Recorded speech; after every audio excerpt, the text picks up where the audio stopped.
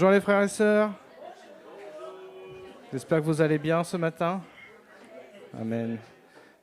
On voudra vous accueillir. Merci de prendre place, s'il vous plaît. Merci Seigneur pour ta présence. Nous voulons accueillir aussi les frères sur Internet. Vous passez les salutations de Patrick Desrands à La Réunion, qui vous salue bien. Et ce matin, nous sommes là pour adorer, louer, élever notre Seigneur.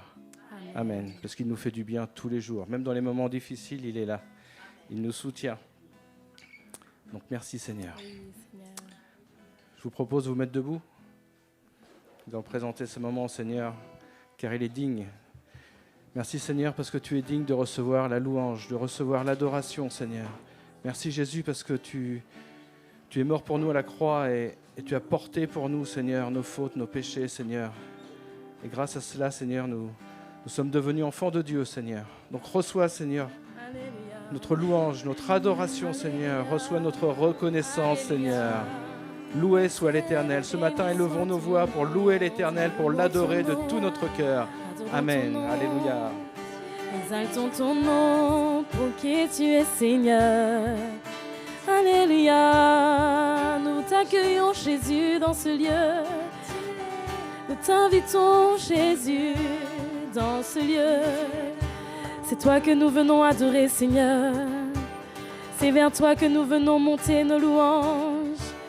Remplis ce lieu, remplis nos cœurs de tes louanges Seigneur. Attire nos cœurs dans ta présence Jésus. Fais fondre nos cœurs devant toi Seigneur. Attire nos cœurs dans ta présence Jésus. Alléluia.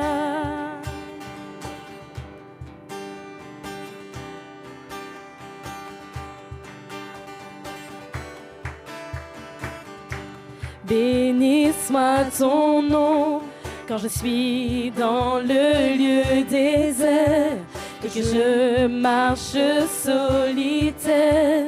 Béni soit ton nom. Béni soit ton nom quand l'épreuve vient me former, que je dois tout sacrifier. Béni soit ton nom.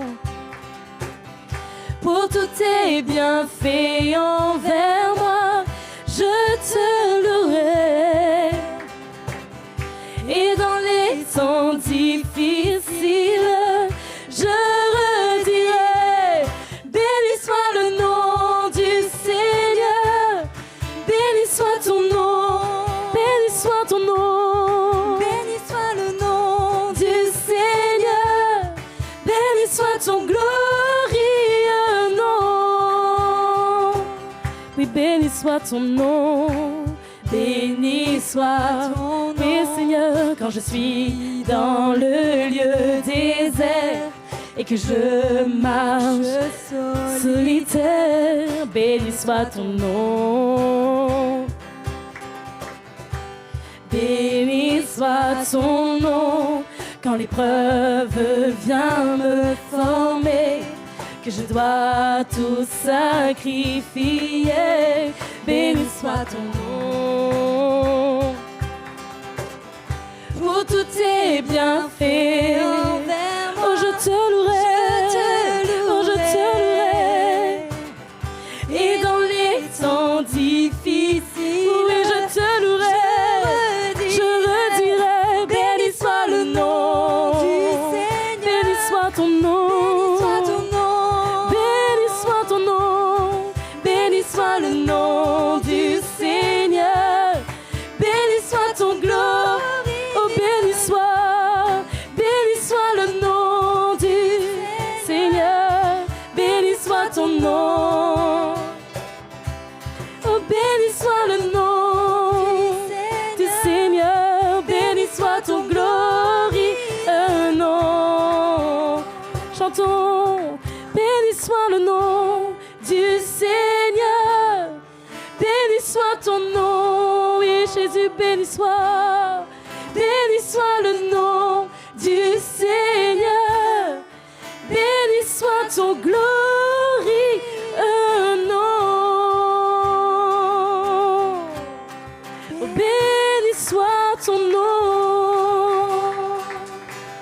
Oui, Seigneur, ton nom est grand, Jésus, ton nom est grand, Seigneur. Tu es digne de louange, digne de louange. Reçois la gloire, reçois nos louanges. Oh, mon âme t'exalte. Oui, je redirai que tu es Dieu, que tu es bon. Je célébrerai ton nom. J'exalterai ton nom, Seigneur. Béni soit ton nom. Maître de l'univers, mon Créateur. Quels mots peuvent exprimer ton amour, ta grandeur? Tu m'appelles par mon nom, tu me connais. Je suis pourtant si petit, mais tu m'as aimé. Qui suis-je, Seigneur? Qui suis-je pour te louer? Pour que tu m'aies donné la vie éternelle, que je puisse à jamais contempler ta gloire et ta splendeur. Oui, qui suis-je, Seigneur? Qui suis-je pour te louer? Pour que Tu m'as donné la vie éternelle, la vie éternelle, que je puisse à jamais contempler ta grâce et ta splendeur. Oui, Jésus, Maître de l'univers, tu es mon Créateur, Seigneur, mon Créateur. Quand je vois ma misère, quand je vois ma misère,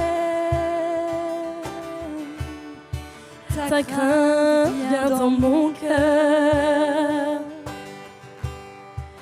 Mais tout au fond de moi, Jésus, je sais que tu demeures du haut de ton trône. Tu formes nos cœurs. Qui suis-je, Seigneur? Qui suis-je pour te louer? pour que Tu m'as donné la vie tu éternelle, m'as donné, Jésus, ta vie. Que je puisse à jamais contempler ta grâce et ta splendeur. Oui, qui suis-je pour te louer? pour que Tu tu m'as donné la vie éternelle, la vie éternelle. Que je puisse à jamais contempler ta gloire et ta splendeur.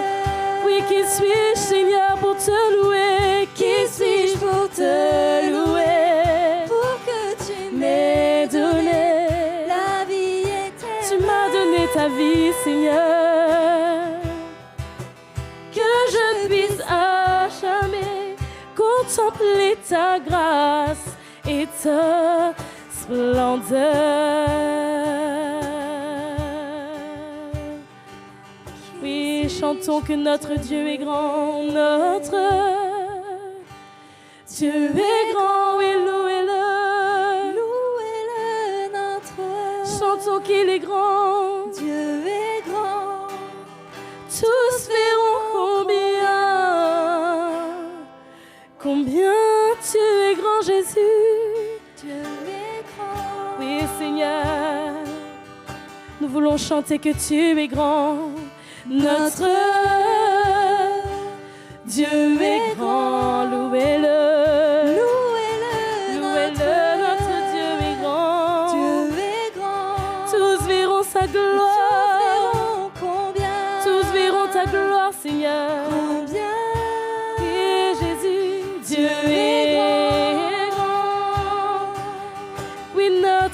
est grand, notre Dieu est au-dessus de tout, Louez-le, notre au-dessus de nous. Dieu est grand. Tous verront ta gloire, tous verront ta gloire, Seigneur. Combien Dieu est grand. Chantons qu'il est le nom le plus élevé, le nom le plus élevé. C'est toi, Jésus. Tu es digne d'être loué. Oui, nos cœurs verront, nos cœurs verront combien Dieu est le plus grand, le nom le plus élevé, le nom le plus élevé. Oui, tu es digne d'être loué. Oui, nos cœurs verront ta gloire, nos cœurs verront combien Dieu est grand. Chantons qu'il est le nom le plus élevé. Tu es digne d'être loué. Oui, nos cœurs verront ta gloire. Combien Dieu est grand, oui, de tout mon cœur, de tout mon être. Alors s'il est un chant, Dieu tout-puissant, oui Seigneur, que tu es et au-dessus de tout mon être, de tout mon être. Alors s'il est ce chant pour toi, ce chant pour toi, de tout puissant, que tu es grand. Et quand je pense et quand je songe au sublime mystère qu'un Dieu si grand a pu penser à moi, que son cher Fils est devenu mon frère et que je suis hérité du grand roi. Alors mon cœur retire la nuit, le jour, que tu es beau, mon Dieu d'amour. Alors mon cœur s'élève vers toi, alors mon cœur redit la nuit, le jour. Oh Jésus, que tu es bon. Oh Dieu d'amour, oui, de tout mon cœur s'élève un chant, de tout mon cœur. Alors s'élève un chant, Dieu tout-puissant, Dieu tout-puissant. et Seigneur, que tu es le plus grand. Alors mon cœur s'élève, alors s'élève un chant, Dieu tout-puissant, Dieu tout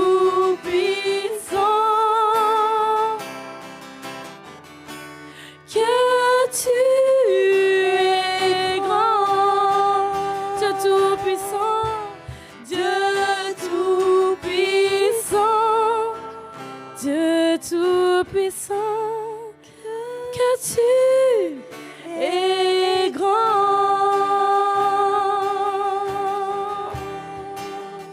grand et élevé. Tu es au-dessus des nuages, Jésus, je n'ai rien que fait pour tu que es tu grand et puissant, merveilleux sauveur de mon âme, glorieux Jésus, tu m'as sauvé, racheté. Merci Jésus. C'est toi qui as payé ce prix pour moi. Que tu es grand, que tu es grand. Alléluia.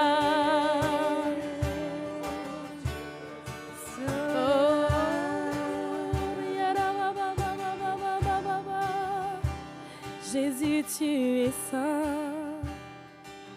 Devant toi, Seigneur, ton nom est le plus grand, ton nom est tout puissant, ton nom est au-dessus de tout.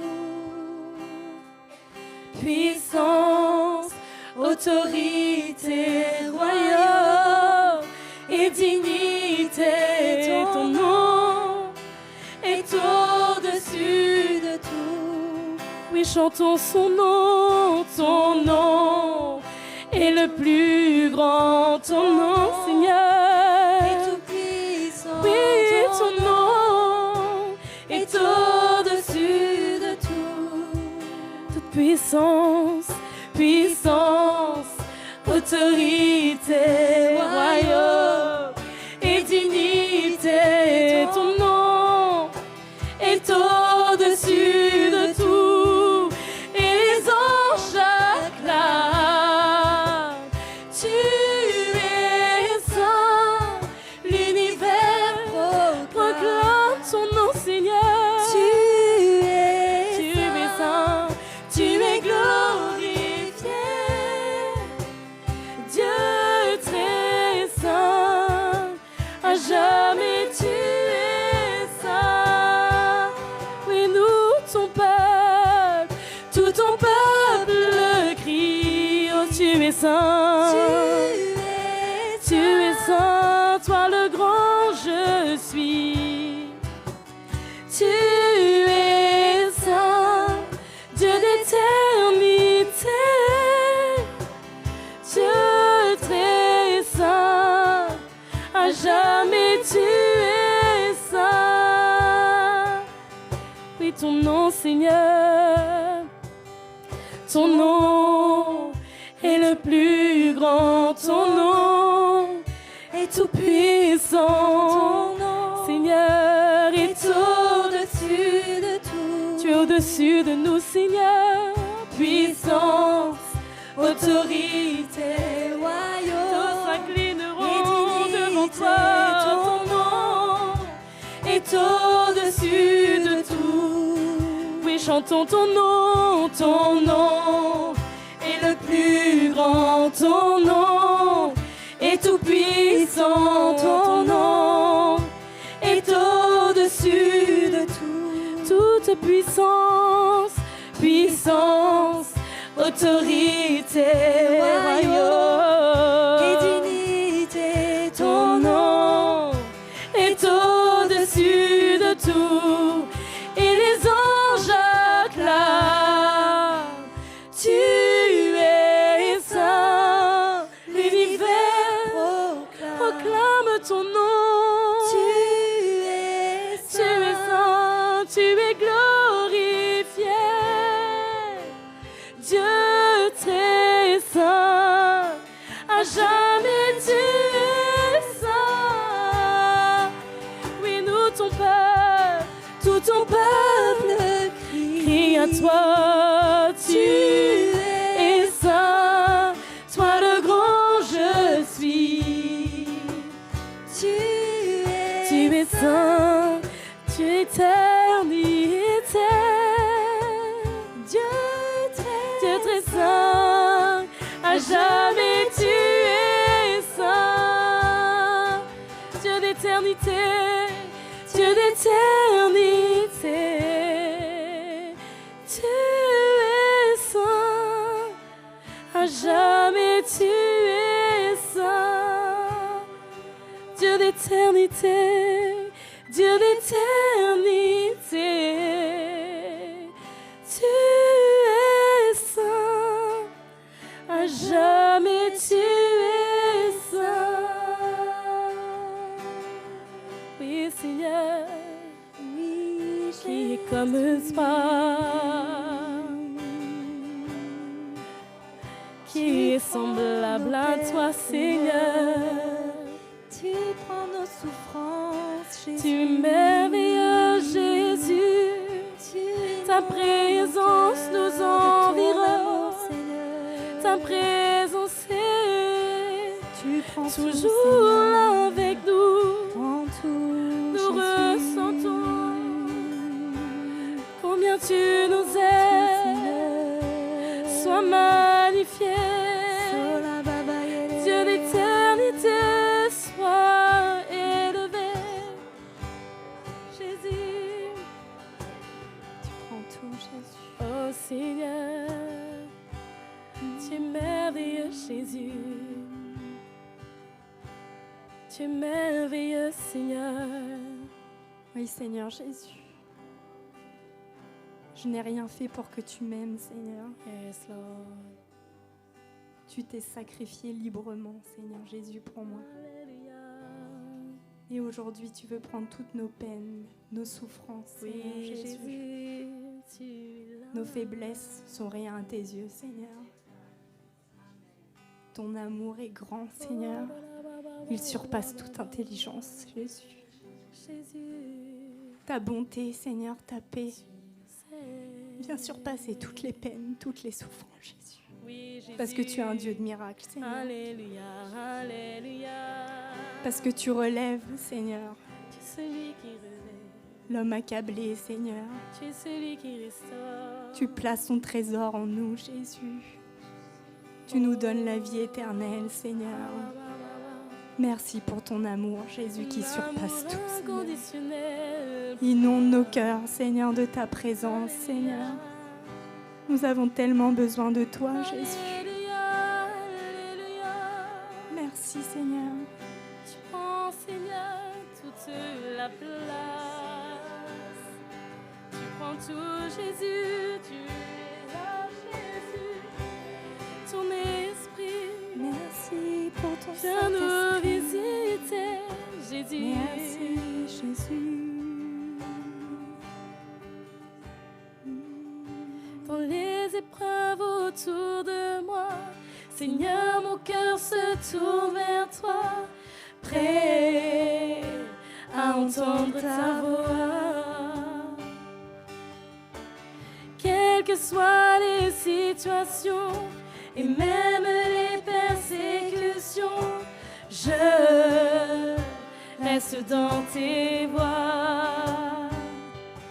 À tes pieds, je dépose ma vie.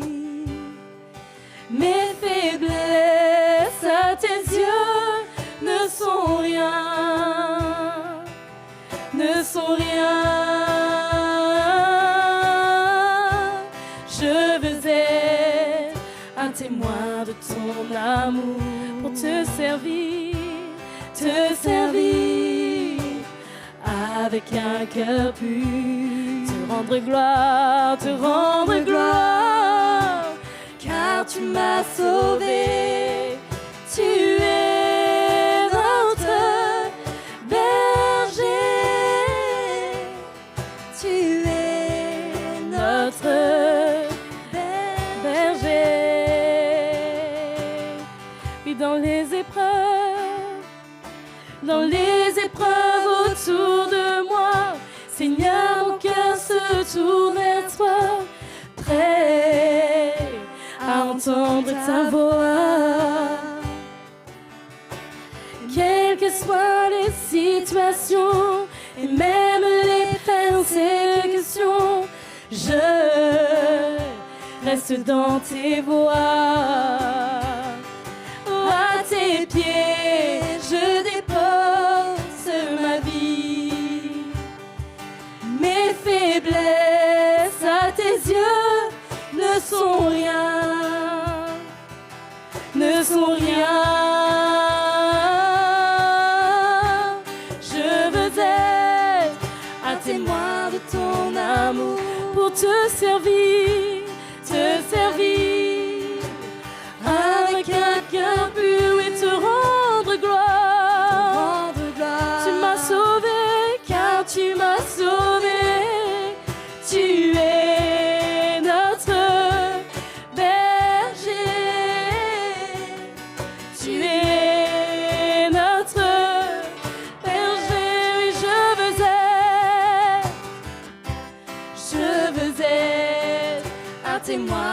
ton amour.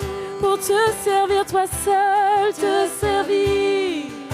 Oui, avec un cœur pur, te rendre gloire. C'est toi qui m'as sauvé. Tu es notre berger. Tu es notre berger. Tu es notre berger. Tu prends soin de nous. Tu es notre berger. Oui, celui qui prend soin de nous, celui qui veille sur nous, celui qui intervient au bon moment, Jésus. Tu es notre surabri. Je m'appuie sur toi. J'ai confiance en toi. Merci Jésus. Alléluia. Merci pour ta présence. Alléluia. Jésus. Alléluia. Seigneur, nous te bénissons ce matin encore pour la joie que tu mets dans notre cœur. Mes frères et sœurs, ce matin, on peut laisser s'exprimer cette joie que Jésus a mise en nous, la joie des enfants de Dieu devant ce grand Dieu qui a créé le ciel et la terre. Et non seulement il a créé le ciel et la terre, mais il nous a créés. Il a voulu que nous soyons là, il a voulu faire de nous ses enfants, et en plus il est venu habiter en nous pour que nous soyons proches de lui, que nous puissions nous approcher avec assurance. Et ce matin, nous pouvons nous approcher librement, avec assurance et avec joie de ce Dieu qui s'est fait homme, qui nous connaît, qui connaît tout de nos peines et de nos tentations, et qui nous dit « Je suis avec toi jusqu'à la fin. Je veux te bénir, je veux te porter, je t'ai préparé une place auprès de moi, là où je suis déjà dans la gloire. » Mes frères et sœurs, nous avons un Dieu merveilleux, Jésus, qui est là encore, vivant, ressuscité, et il veut remplir notre cœur ce matin et il nous dit à tous, approchez-vous, venez, abreuvez-vous auprès de cette source d'eau vive que je suis, ces sources d'eau vive qui jailliront jusque dans la vie éternelle. Mes frères et sœurs, nous avons un Dieu merveilleux qui nous aime et qui marche devant nous.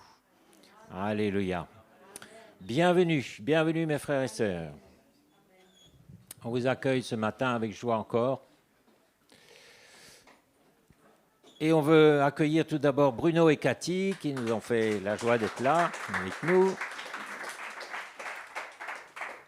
On accueille aussi Gilles O'Haraud, le frère de Joël, avec ses enfants, Naël et Mathis. Mathis, je crois qu'on va le garder d'ailleurs. Hein. Comme quoi, c'est vraiment l'ACMIR ici, une extension de l'ACMIR. Et puis, on accueille Erika, qui nous vient de Suisse, qui est de passage. Bienvenue, Erika. Et on accueille Jordan et Romuald. Romuald est le frère aîné de Kevin, Jordan est l'autre frère de Kevin, avec leurs enfants, leur famille. On vous accueille. Bienvenue. Très heureux de vous avoir avec nous ce matin. Est-ce que quelqu'un est là pour la première fois? Est-ce que vous pouvez lever la main si vous êtes là pour la première fois? Oui. Oui, bienvenue, bonjour, on vous accueille.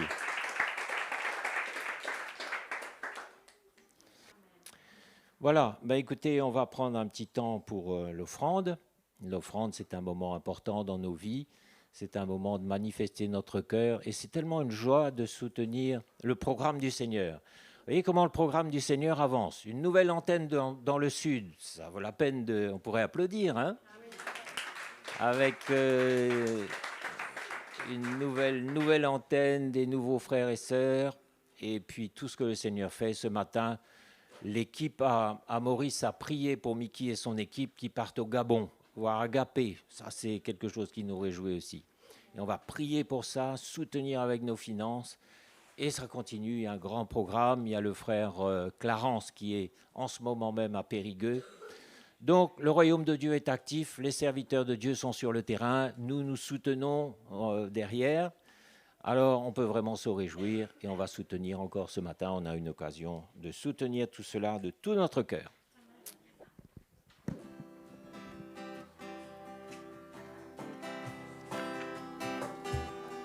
J'ai l'assurance de mon salut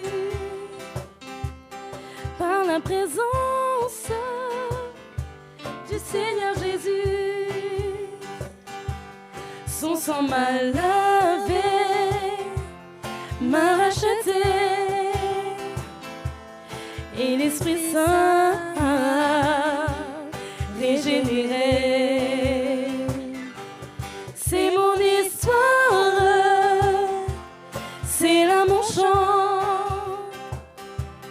Louez mon Sauveur le jour durant. C'est mon histoire, c'est là mon chant. Louez mon Sauveur le jour durant. Louez mon Sauveur, louez mon Sauveur le jour durant. Louez mon Sauveur, louez mon Sauveur le jour durant.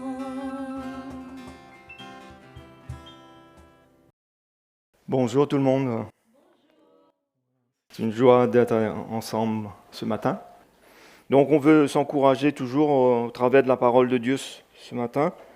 Et moi j'aimerais vous encourager concernant la parole de Dieu. Cette parole que nous entendons, que nous lisons. Mais j'aimerais tellement vous encourager, nous encourager à ce que combien en nous il y a de plus en plus d'intérêt, de considération pour la parole de Dieu. Moi, j'aimerais tellement vous encourager. Et pourtant, nous savons et pourtant nous connaissons, nous savons déjà même que Dieu a créé toutes choses par sa parole. La Bible nous dit qu'il parle et la chose arrive. Jésus guérissait les malades en leur disant simplement « Lève-toi, sois guéri ». Et par sa parole, il guérissait, il a guéri la femme à la perte de sang, il a guéri les boiteux, les paralytiques, les aveugles.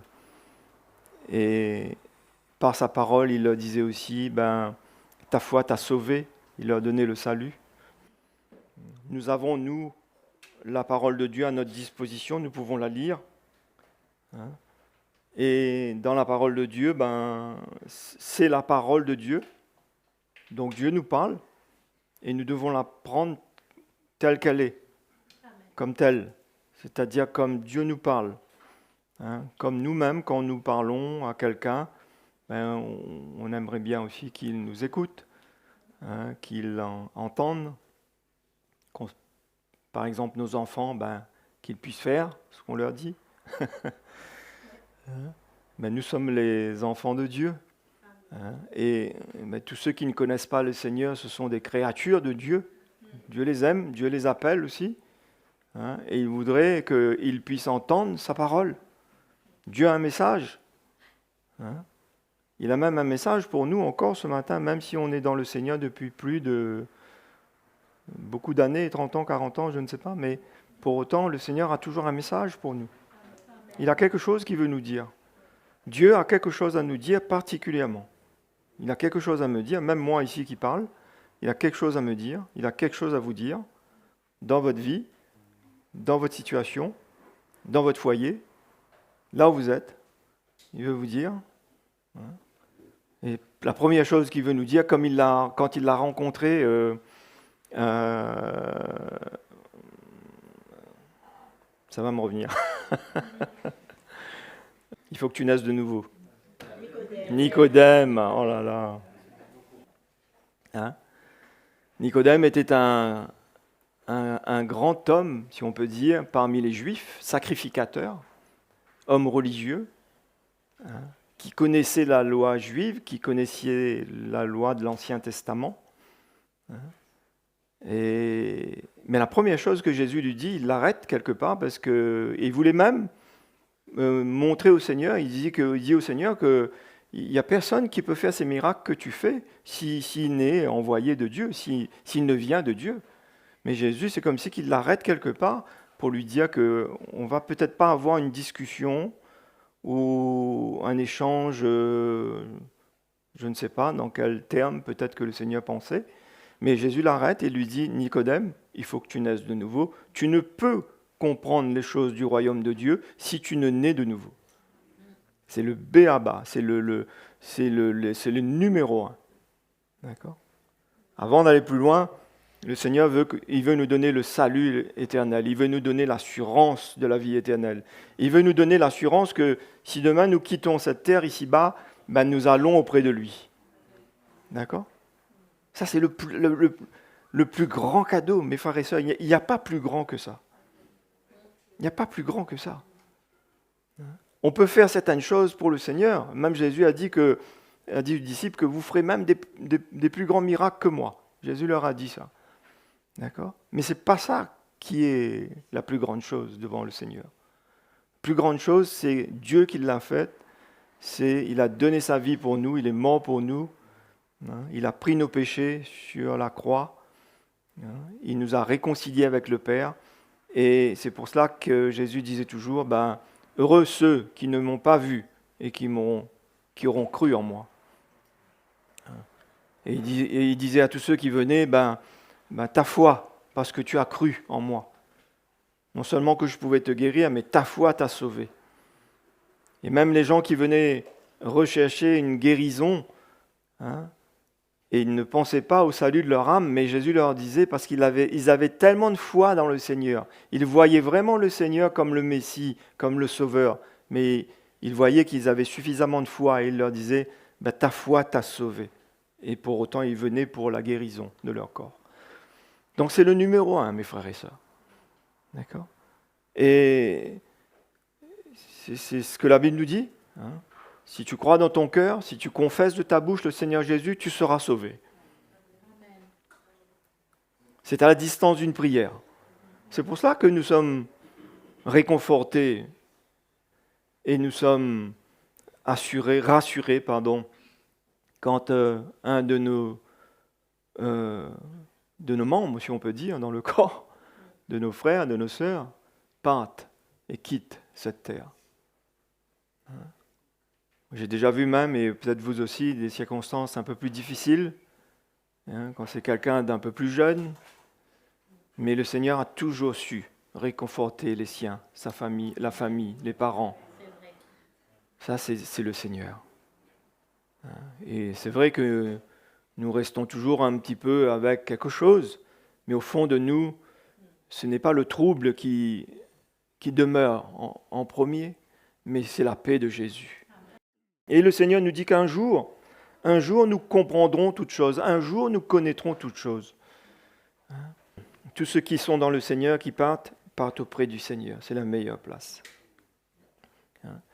Mais la parole de Dieu, elle est là pour que nous puissions entendre le message du Seigneur pour ceux qui ne le connaissent pas, que nous puissions le connaître, que vous puissiez le connaître, que vous puissiez l'accepter.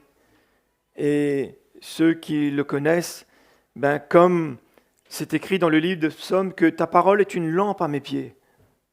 Non ? Est-ce qu'on n'a pas besoin d'être éclairé dans notre vie, mes frères et sœurs ? On a besoin d'être éclairé. Est-ce qu'on marche par nous-mêmes ?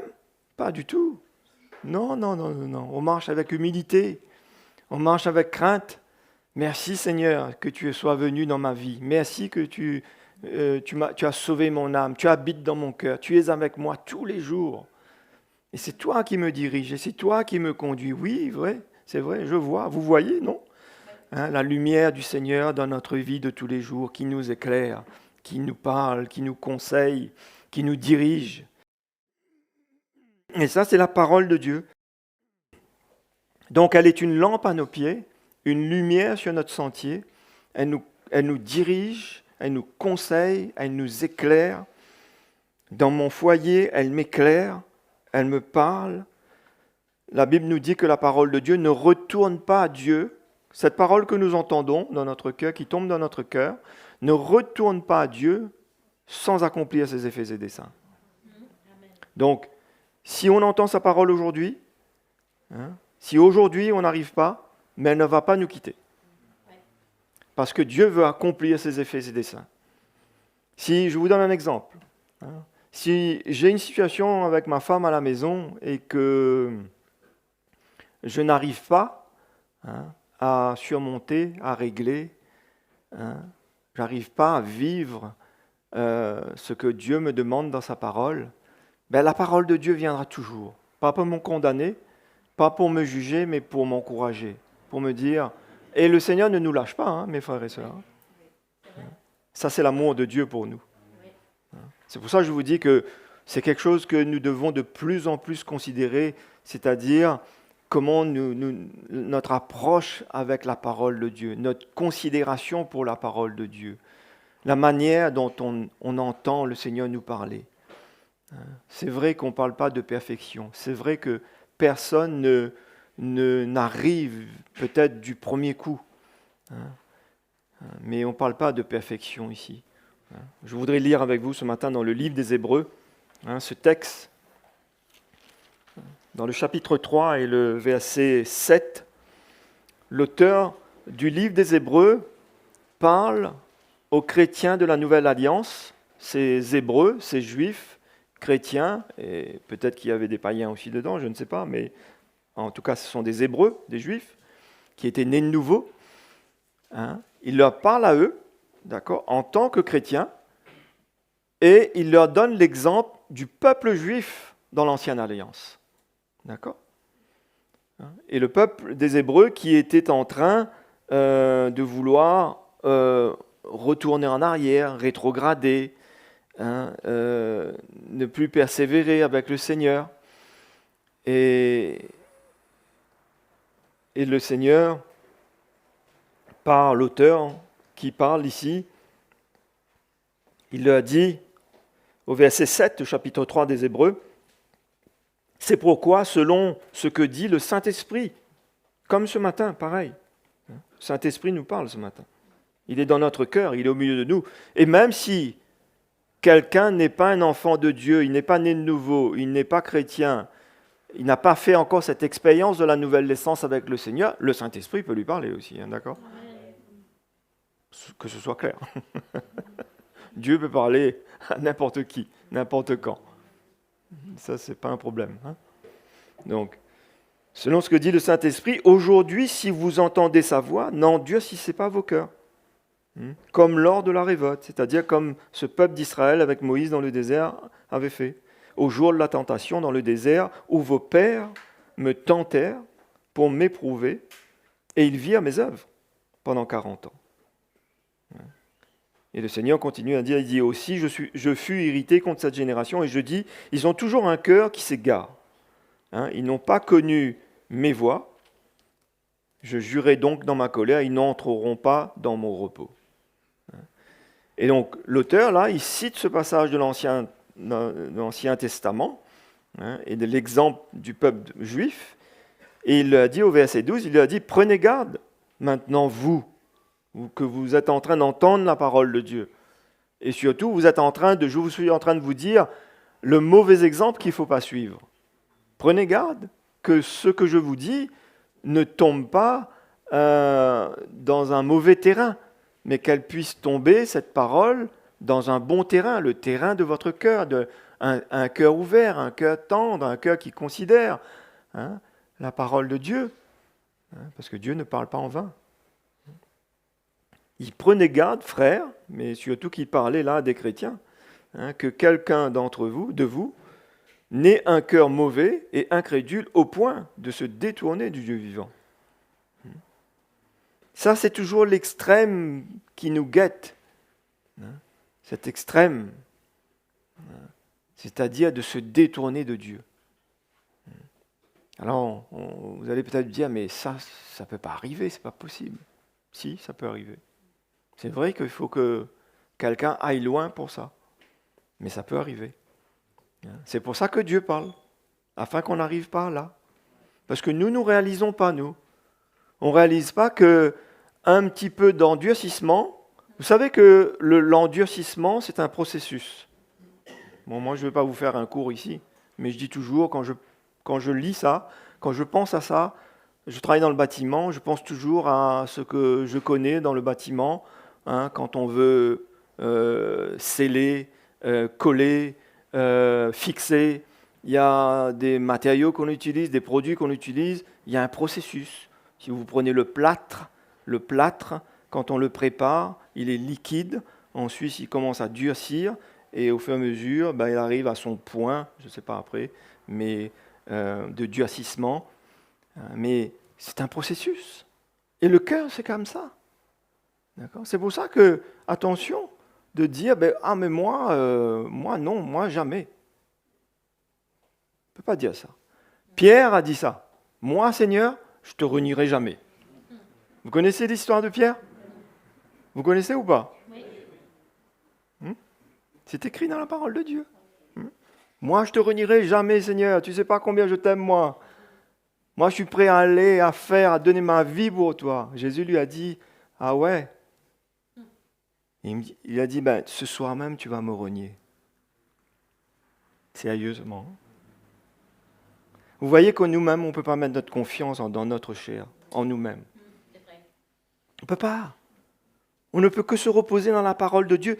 La parole de Dieu, et Jésus même a dit, l'homme ne vivra pas de pain seulement, mais de toute parole qui sortira de la bouche de Dieu. C'est notre nourriture, c'est notre phare, c'est le fondement de notre vie. Ça veut être le fondement de notre vie. Ça veut être, c'est les paroles que nous sommes appelés à vivre, à mettre en pratique. C'est pour ça qu'il faut considérer dans la parole de Dieu, il y a tout. C'est pas ce matin, parce que là on me dit déjà que j'ai 30 minutes à finir. Alors, c'est pas ce matin que vous allez savoir toute la parole de Dieu, c'est pas possible. Et venez tous les jours, lisez la parole de Dieu. Mais il y a beaucoup à savoir. Il y a beaucoup de choses que Jésus a dites. Il y a beaucoup de choses. Et c'est surtout les paroles de Jésus. Et les apôtres. Vous imaginez, la parole de Dieu nous parle. Surtout que, en tant que chrétien, nous, on sait qu'en tant que chrétien, la première chose, ça commence dans notre vie. D'accord ? Donc, la vie chrétienne, ce n'est pas une vie religieuse, c'est une vie, d'accord ? C'est une relation vraie avec Jésus. D'accord ? Dieu est vivant, il est vivant. C'est une relation vraie avec lui. D'accord ? Et c'est une vie où on est appelé à mettre en pratique la parole de Dieu. Alors, je n'ai pas besoin d'avoir une croix ici, je n'ai pas besoin d'avoir ma Bible avec moi tous les jours. Je suis chrétien, c'est dans mon cœur, dans ma vie, à la maison, avec ma femme, avec mes enfants, avec mes frères et sœurs, là où je travaille, là je suis chrétien. Là. C'est visible ou c'est pas visible ? C'est pas fais ce que je te dis et fais pas ce que je fais. Ça, c'est le monde. Ça, c'est ceux qui ne connaissent pas Dieu, qui ne connaissent pas le Seigneur. Ça, c'est pas la religion, ça. La vraie religion, si je pourrais dire, déjà le mot religion veut dire relation. Relation. Donc, c'est pas une vie, obscure. Non, elle est lisible, elle est claire, elle est tangible, elle est visible. Il y a un témoignage. Un chrétien, il a un témoignage. C'est pas de perfection. C'est pas d'arrogance, c'est pas d'orgueil, non. Mais c'est une vie, comme Jésus nous enseigne dans sa parole, de renoncement à soi-même, de mort, d'amour, d'humilité, de patience. Et ça vient du Seigneur. C'est lui qui nous aide. C'est lui qui fait en nous. Donc, l'auteur dit, prenez garde, quelqu'un de vous ait un cœur mauvais, est incrédule au point de se détourner du Dieu vivant. Mais il dit au verset 13, mais exhortez-vous les uns les autres chaque jour. C'est ce qu'on fait encore ce matin. C'est ce qu'on va faire tous les jours encore. On va s'exhorter chaque jour, aussi longtemps qu'on peut dire aujourd'hui. D'accord ? Demain, ce sera aujourd'hui. Non ? Demain, vous allez dire aujourd'hui, non ? Donc, chaque jour, quand on dit aujourd'hui, on peut s'encourager, on peut s'exhorter.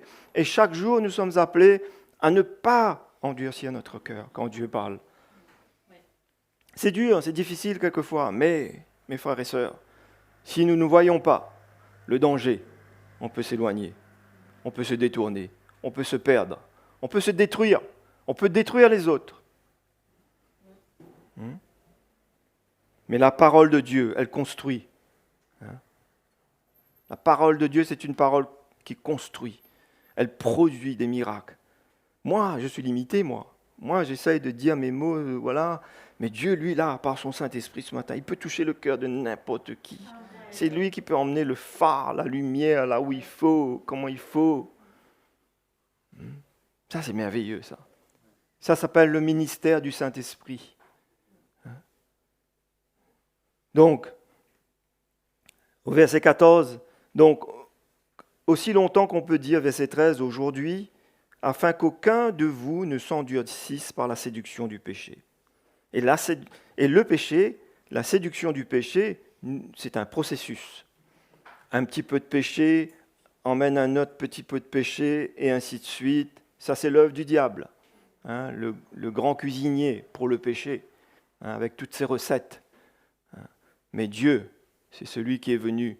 Jésus est venu sur la croix pour prendre nos péchés, hein, pour prendre nos maladies, nos péchés, nos douleurs, nos infirmités, tous nos défauts, tout. Il est venu. Quand on vient à Jésus, quand je crie à Jésus, quand je dis à Jésus, Jésus, aide-moi, ma femme me dit quelque chose, j'arrive pas, mais aide-moi. Mais le Seigneur m'aide. Le Seigneur intervient, il entend cette prière. Quand je suis sincère, quand je considère surtout ce que le Saint-Esprit atteste au fond de moi. En tant que chrétien, nous ne sommes pas appelés à vivre dans le déni, nous ne sommes pas appelés à vivre une vie, je ne sais pas moi, une double vie ou une vie... Non, on n'est pas dans l'espace, on est bien sur la terre, non ? On est bien dans un corps, non ? Regardons-nous ce matin là. Il n'y a pas de personne qui est parfait là. Nous sommes des pécheurs sauvés par grâce. Oh, en tant que chrétiens, nous devons faire attention. Nous devons veiller à ce qu'on n'ait pas une once d'arrogance par rapport à ceux qui ne connaissent pas le Seigneur, mais nous devons être humbles. Nous devons pouvoir dire, mais qu'est-ce que j'ai fait pour être mérité pour être sauvé ? Rien. La Bible nous dit en plus, c'est moi qui vous ai choisi. Et le monde doit ressentir de nous, et ceux qui ne connaissent pas le Seigneur doivent ressentir de nous l'amour de Dieu en nous. Mais vous imaginez si celui qui est dans le monde, il est appelé à ressentir l'amour de Dieu en nous. Mais combien notre femme doit ressentir l'amour de Dieu en nous ? J'espère ce que tu ressens, non ? Et je ne suis pas parfait, hein ? J'ai encore mes travers. Mais c'est ce que je veux. Et je veux pour mes enfants. Je veux pour l'Église, pour mes frères et sœurs. Ah oui, c'est ce que je veux, moi. C'est pour ça que j'ai besoin d'entendre l'Évangile encore. J'ai besoin d'entendre la parole de Dieu. Je veux m'y attacher. Quand j'entends la parole de Dieu, je la considère. Il y a eu des moments où c'était difficile. Difficile parce que mon orgueil ne voulait pas capituler. Mais j'ai dit, Seigneur, aide-moi. Ce n'est pas en vain que j'entends. Si tu me parles, si tu me montres, il y a bien quelque part, une part que j'ai besoin de reconnaître. Et l'auteur dit, car nous sommes devenus participants de Christ. Nous sommes participants de Christ. Christ a souffert. Christ, regardez le Seigneur. On l'a craché sur lui. On l'a dit des choses sur lui.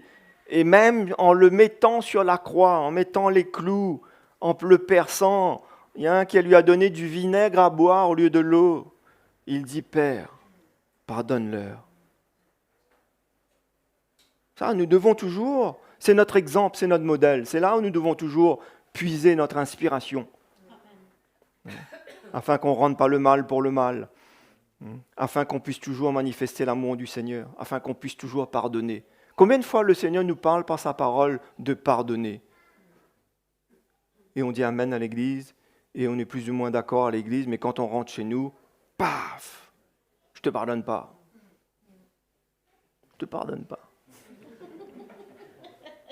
Mais quelle vie ça, mes frères et sœurs ? On est rendu assis ? Moi, je dis que le Seigneur, il est là avec son marteau, il veut briser le roc en nous, le roc de la dureté, le roc de l'orgueil. Moi, je vous dis, et ça, c'est un grand cadeau, c'est un grand miracle. Ça, c'est vraiment notre témoignage. Ça, c'est plus grand que le petit poisson qu'on peut mettre derrière notre voiture. Ça, c'est plus grand que la croix qu'on veut mettre là pour dire qu'on est chrétien. Pas de problème si on veut faire ces choses-là. Mais il y a plus grand que ça. Attention d'avoir tous l'attirail, tout l'équipement, et puis chez moi, ma femme, je suis le tyran et elle est l'esclave, ou elle a peur de moi. Ah ben j'espère, je ne voudrais pas vivre comme ça, moi. Ah oui. Ou mes enfants, ou les frères et sœurs. Donc, nous sommes devenus participants de Christ, pourvu que nous retenions fermement jusqu'à la fin l'assurance que nous avions au commencement. D'accord ? Quand on est né de nouveau, quand on vient dans le royaume de Dieu, c'est tout feu, tout flamme. Mais cette vie chrétienne-là, elle doit grandir. Elle doit grandir. On est appelé à avancer, à faire des progrès avec le Seigneur. Donc c'est ce que l'auteur va leur dire là. Vous étiez prêts aux Hébreux là. Il dit vous étiez prêts à donner votre maison, à donner vos vêtements, à donner votre vie. Mais ils ont rétrogradé, sont retournés un petit peu en arrière. Donc, verset 15, pendant qu'il est dit « Aujourd'hui, si vous entendez sa voix, n'endurcissez pas vos cœurs comme lors de la révolte. » Vous imaginez ce peuple d'Israël là en passant qui a vu Dieu ouvrir la mer Rouge. Wow. Vous avez vu le film? Si vous voulez avoir une idée, regardez le film. Moïse, les 10 commandements. Mais je suis sûr que même ce film n'arrive pas vraiment à retranscrire vraiment la réalité. Il devait être stupéfait, stomaqué. Ah, qu'est-ce qui se passe là? Et là, il marche là, peut-être il voyait un deux poissons, mais le Seigneur a dû passer le caterpillar là et dresser le chemin. C'est extraordinaire, ils ont traversé la mer Rouge. Ils voient la mer se fermer derrière sur les chars des Égyptiens et tout. Ils ont vu des choses incroyables. Ils avaient soif. Moïse a tapé sur un rocher, de l'eau est sortie du rocher. La viande, c'était pas McDo à l'époque, mais c'était des cailles. Ils sont tombés du ciel. Le pain, c'était pas des burgers, mais c'était, je sais pas, des morceaux. Et ils n'étaient pas contents même. Ils n'étaient pas contents même. Ça, c'est la chair. Ça, c'est l'orgueil de l'homme. Mais mes frères et sœurs, on attend quoi? On attend le dernier jour pour se tourner vers le Seigneur? Non, c'est maintenant. Moi, ça fait 40 ans que je suis dans le Seigneur. C'était comme si, et je veux que ça reste comme ça. C'est comme si c'était hier. Je veux que ça soit comme ça. Je veux que ça reste comme ça. Je ne veux pas comme si être dans une vie religieuse. Non, non, non, non. Non, non, je veux rester comme un petit enfant. Je veux ressentir ces choses-là. J'ai besoin du Seigneur. Vous imaginez, c'est pas parce qu'on a tant d'années que ça veut dire « Ah ben, moi je connais maintenant. » Je ne connais rien du tout. Non, on ne connaît rien du tout. Personne ne connaît vraiment. On a besoin de connaître tous les jours. Chaque jour, on a besoin de chercher. Chaque jour, on a besoin de venir au Seigneur. Chaque jour, on a besoin de lui. Non? Chaque jour. C'est comme ça qu'on doit vivre. Chaque jour, on a besoin de lire sa parole. On a besoin d'entendre sa parole. On doit se nourrir de sa parole.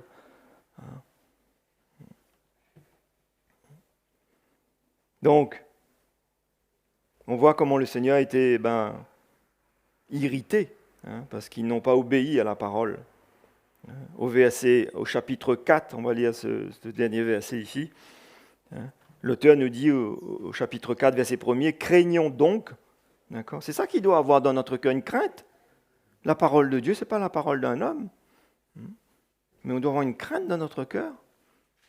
C'est ça que Dieu veut voir.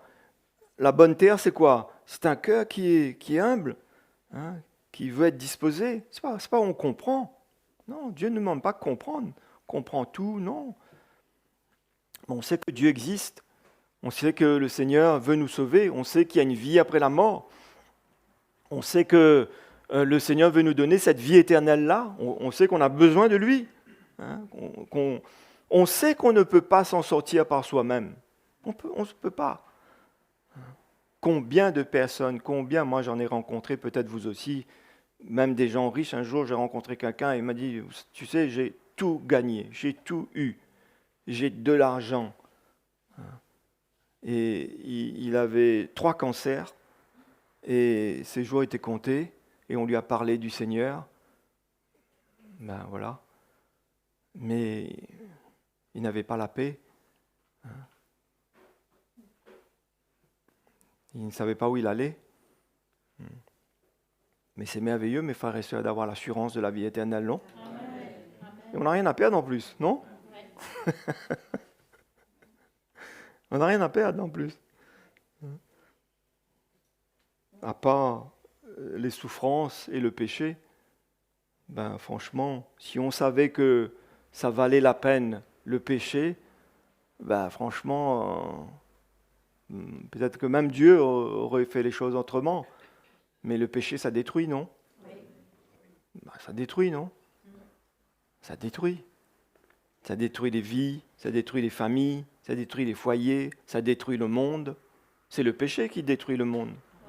C'est le péché de l'homme, la guerre dans le monde. C'est le péché de l'homme, la famine, tout ça dans le monde. C'est le péché de l'homme. C'est ceux qui veulent s'accaparer tout et les autres, là, ils n'ont rien du tout. Ça, c'est le péché. Donc, craignons donc, tandis que la promesse d'entrer dans son repos subsiste encore, qu'aucun de vous ne paraisse être venu trop tard. Car cette bonne nouvelle nous a été annoncée aussi bien qu'à eux. Mais la parole qui leur fut annoncée ne leur servit de rien parce qu'elle ne trouva pas de la foi chez ceux qui l'entendirent. Amen. Pas de foi, ça veut dire que pas de crainte. Parce que si on sait que c'est Dieu, celui qui a tout créé, donc il y a un petit peu de foi, au moins on peut dire, Seigneur, si tu existes, montre-moi. On a le droit de dire ça. Et Dieu est prêt à répondre. Dieu, si tu existes, parle-moi, montre-moi. Croyez-moi, ça ne va pas tarder. C'est plus rapide que la 5G ou je ne sais pas. Qu'est-ce qu'il y a en ce moment, Kevin?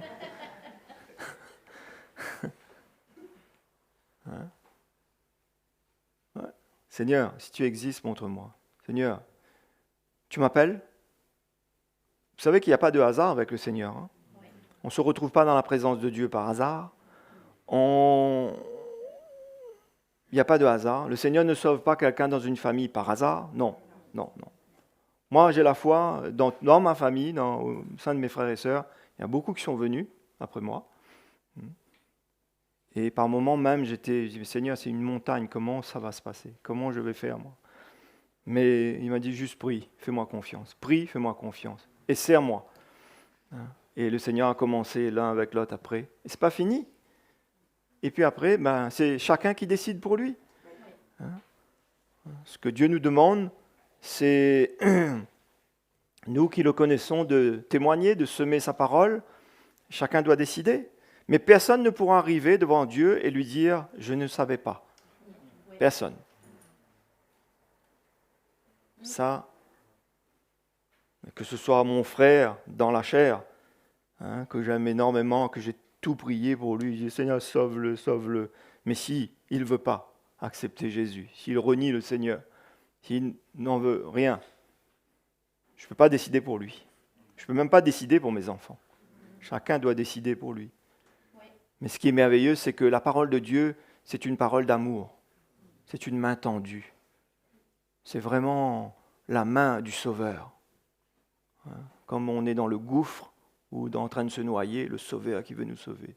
C'est ça la parole de Dieu. C'est ça la main du Seigneur. Et chacun voit ça. Donc c'est pour ça que si aujourd'hui vous entendez sa voix, n'endurcis pas ton cœur. Ne ferme pas ton cœur. Ouvre un petit peu ton cœur. Au moins un petit peu. Le Seigneur fera le reste. Il t'aidera, lui, il te montrera. Parce que la vie, la rencontre avec Jésus, c'est une expérience personnelle. Personnelle. Moi, je me rappelle le jour où j'ai rencontré le Seigneur. Vous vous rappelez le jour, vous? Plus ou moins, plus ou moins. Oui. Moi, je n'ai pas de date, d'heure précise, mais je me rappelle. Je me rappelle comment je luttais. Je me rappelle que cet ami de classe qui me disait « Bruno, viens écouter l'Évangile ». À un moment donné, il m'énervait tellement que je l'ai même blessé. Je me souviens, je ne sais pas pourquoi, mais c'est une bêtise stupide à l'époque, parce qu'il m'agaçait tellement. Et puis un jour, je dis « Mais pour qu'il me laisse tranquille, je vais y aller ». Et moi, je suis né de nouveau. J'étais assis au fond de la salle. C'est une grande salle remplie. Et le Seigneur m'a touché là-bas, visé dans le mille. J'ai même pas eu la force de venir avec ceux qui venaient qu'on prie pour eux. Je suis resté là-bas au fond. mais il m'avait visé. Et il m'avait touché. Et je savais que c'était clair pour moi. Oui. Bon, après, ça a suivi son cours, petit à petit. Mais c'est ça. On se rappelle, on sait. Donc, la Bible nous dit ici que ce peuple d'Israël, alors qu'ils ont vu tout ça, la parole de Dieu ne le servit à rien. Comment est-ce possible que la parole de Dieu ne sert à rien? Cette parole qui a construit toute chose, qui a créé toute chose. Cette parole qui peut guérir. Lève-toi et marche. Sois guéri. La Bible nous dit que quand il y avait un paralytique qui était assis à la porte du temple, dans les évangiles, toute sa vie, il était là, paralysé, et il faisait l'aumône. Et quand il a entendu que Jésus était là, et quoi, vous savez comment il criait, ces gars-là? « Fils de David !»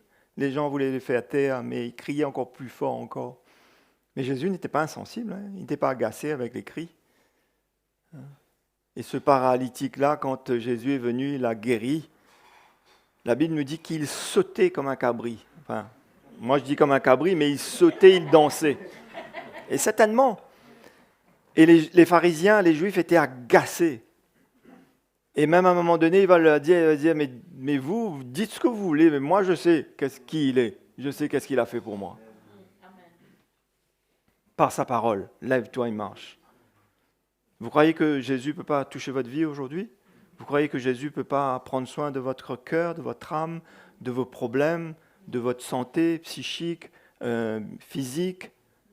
Vous croyez que le Seigneur ne peut pas intervenir? Jésus, c'est le Dieu des miracles. C'est le Fils de Dieu. Donc, Matthieu chapitre 7.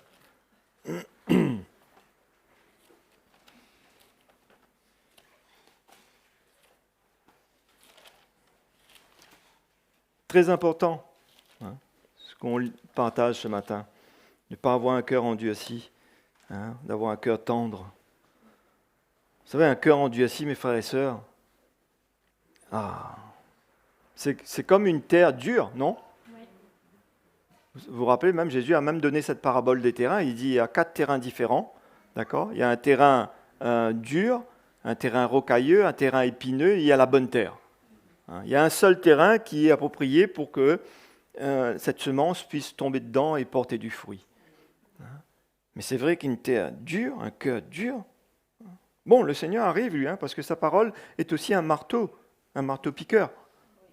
Il brise le roc. Il veut le faire. Mais Dieu ne vient jamais, il ne vient pas par force. Non. La Bible nous dit qu'il frappe à la porte de notre cœur. Mais si on s'endurcit, ce sera à notre, contre nous, à notre détriment. Et c'est nous qui allons rater. Mais mes frères et sœurs, quelle grâce, quelle joie de vivre une vie où on sent que, comme la Bible nous dit, qu'on est comme l'argile et le Seigneur est le potier. Et vous avez déjà vu le potier avec l'argile, là? Que le Seigneur peut faire ce qu'il veut. Pas pour nous faire du mal, mais il nous forme comme il veut. Mais vous n'avez jamais vu le potier avec un bloc de pierre, non? Essayer de...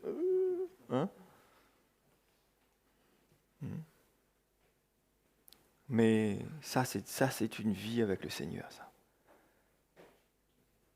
En fait, la vie chrétienne, le chrétien, il est appelé à être rempli de témoignages, de la manifestation de l'amour de Dieu, de la grâce de Dieu dans sa vie, à tout niveau. Et bien souvent, c'est quoi la dureté? C'est l'orgueil de l'homme. Mais c'est ça qui est important. Que notre cœur soit tendre, qu'il y ait un passage, qu'on puisse dire, Seigneur, aide-moi. Un cœur qui ne s'endurcit pas, qui ne veut pas s'endurcir, c'est un cœur qui reconnaît aussi que, Seigneur, aide-moi. Il cherche de l'aide, il a besoin d'aide. Le monde a besoin d'aide. Nous avons besoin d'aide ici. Ce n'est pas l'argent qui résout nos problèmes. Ce n'est pas l'argent qui change l'état de notre cœur, l'état de notre foyer, de nos relations. Non. Ce n'est pas nos biens matériels qui peuvent changer quoi que ce soit. Non. Moi, je connais des gens très riches, mais qui sont malheureux. Hein? Je connais des gens très riches, au lieu de donner aux pauvres, j'ai vu dans un article un jour en Amérique, un milliardaire, il a fait hériter son chien. Il est mort. C'est le chien qui a hérité de tout. Un boxeur. Alors qu'il y a plein de gens qui meurent et que nous sommes appelés à donner aux personnes, non? Alors, certainement prendre soin de ce chien, mais lui, qu'est-ce qu'il va faire avec 500 milliards ou 50 milliards? Il va aller voir le banquier, il va aller gérer ça. Le pauvre. C'est triste, hein? Et pourquoi? Il y a des gens qui ne veulent pas voir des gens. Ah, mais moi, je veux voir personne. Quand on est de nouveau, c'est une nouveauté de vie. Les choses anciennes sont passées. Ah, notre cœur change. Ça, certains ne nous reconnaissent pas, dans le bon sens du terme aussi, je veux dire. Mais c'est bien. Ah, tu as changé. Et c'est là qui est merveilleux aussi, quand on peut venir vers ceux qui ont besoin.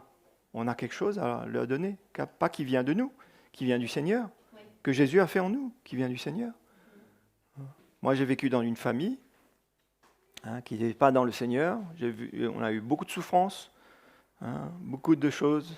Je me dis, moi, Seigneur, maintenant que je te connais, je ne vais certainement pas vivre ça. Je ne veux pas répéter ça. Mais pour ne pas répéter ça, j'ai eu besoin de vraiment renoncer à ma vie, renoncer à moi-même, prendre ma croix et suivre Jésus.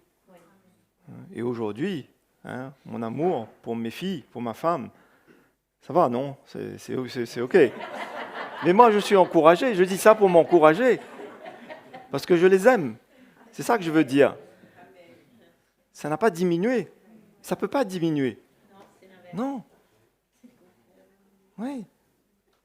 Et pour mes frères et sœurs aussi.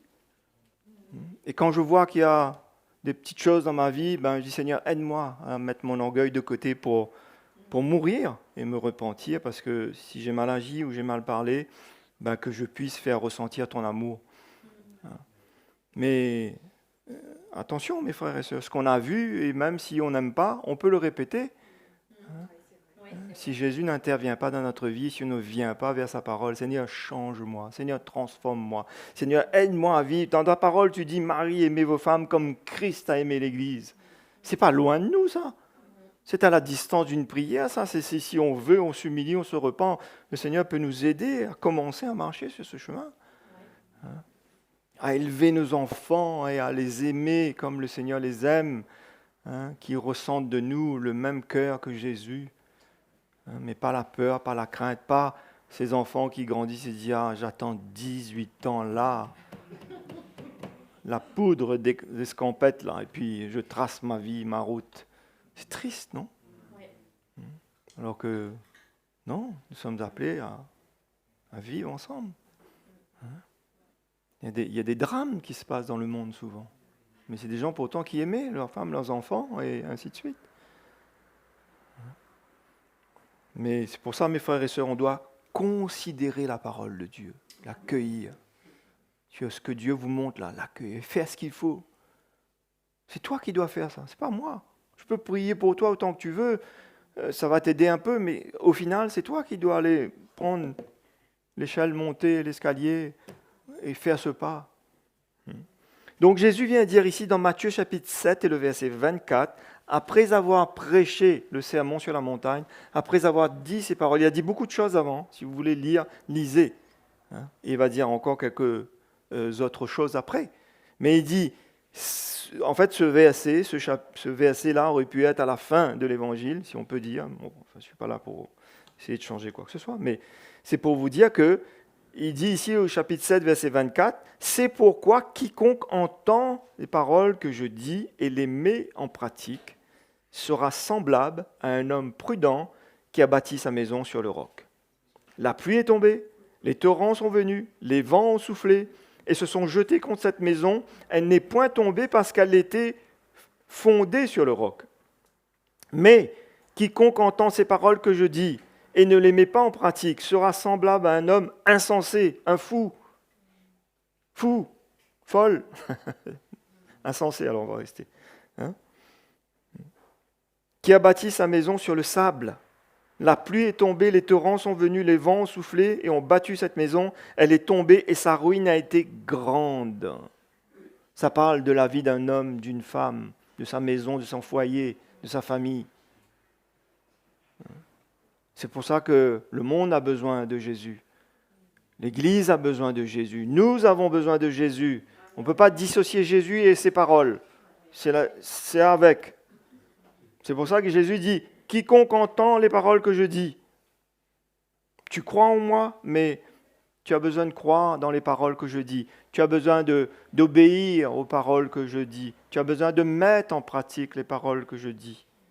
Et là, parce qu'il y a deux fondements, il y a deux terrains possibles, deux fondements possibles. Soit c'est un fondement solide, soit c'est un fondement friable. Demain, ça ne tiendra pas. Et les paroles de Jésus, quand nous les vivons, quand nous les mettons en pratique, ça devient le fondement de notre vie. C'est pour ça tout à l'heure, je vous montre ce petit exemple avec ma femme, avec mes enfants. C'est une réalité pour moi. Qu'est-ce qui m'intéresse ? Oui, je suis avec les frères dans l'église, je suis un frère, je suis un ancien, mais moi, ce n'est pas ça qui m'intéresse, moi. Et des fois, je veux faire ressentir aux autres que n'attendez pas que, comme si moi je vais faire quelque chose. C'est pas mon ministère, je peux pas faire ces choses. Hein, moi, je peux pas être comme le frère Mickey, aller en Afrique et faire ça. Ça, c'est l'onction sur la vie du frère Mickey. Je peux pas faire ce que Jean-Charles fait. Moi, c'est le don que Dieu lui a donné. Ça m'intéresse pas. Je veux pas. Je veux pas faire quelque chose qui n'est pas pour moi. Je veux pas me croire comme un évangéliste. Là, je sors dans la rue, hey, Jésus, ceci, cela. Bon, je peux faire certaines choses, mais moi, ce que je veux cette réalité de la vie, ma vie. Je veux ma famille, je veux mes enfants, ma femme, ceux qui sont autour de moi, l'église, les frères, les sœurs, mon travail, là où je travaille, mon témoignage. Et Dieu a parlé pour toutes ces choses-là. Je veux être capable de pardonner. Alors vous allez dire, ben oui, vous avez intérêt parce que vous prêchez ça, vous avez, hein? Mais pas que moi, toi aussi, tu as intérêt. Hein? Parce que ce que tu ne pardonnes pas, c'est écrit, hein? Si vous ne pardonnez pas, hein, le Père Céleste ne vous pardonnera pas non plus.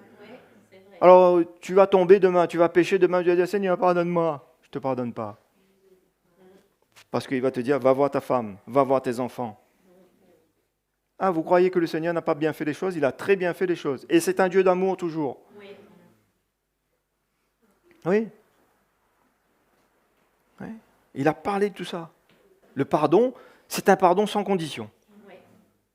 Petit pardon, petit péché, grand péché, il n'y a pas tout ça. C'est le péché, c'est le pardon, d'accord, sans condition, d'accord. Là, je ne suis pas prêt pour te pardonner. Donne-moi 6 mois, s'il te plaît. Là, j'ai besoin de 6 mois, là. Pardonne.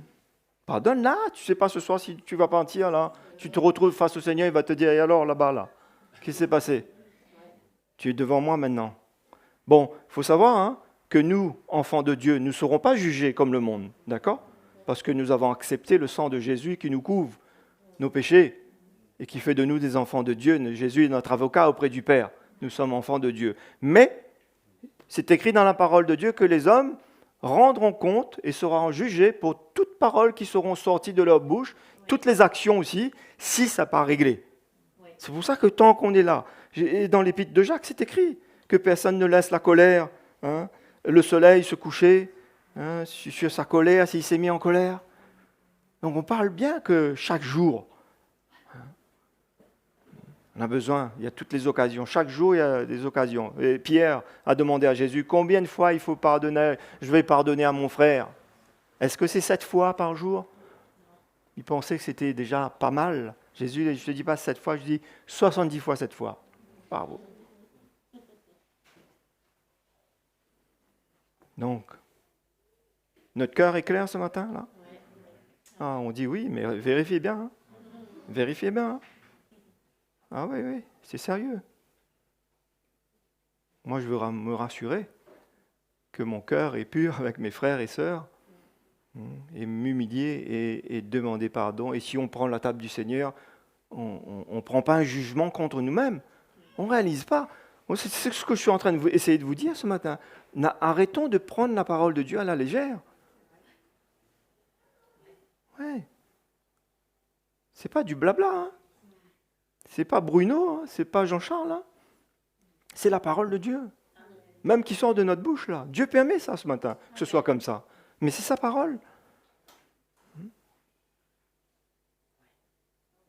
Oui. Autrement, on ne peut pas être un coup sur le bon fondement, solide, notre vie est solide, la pluie vient là, demain.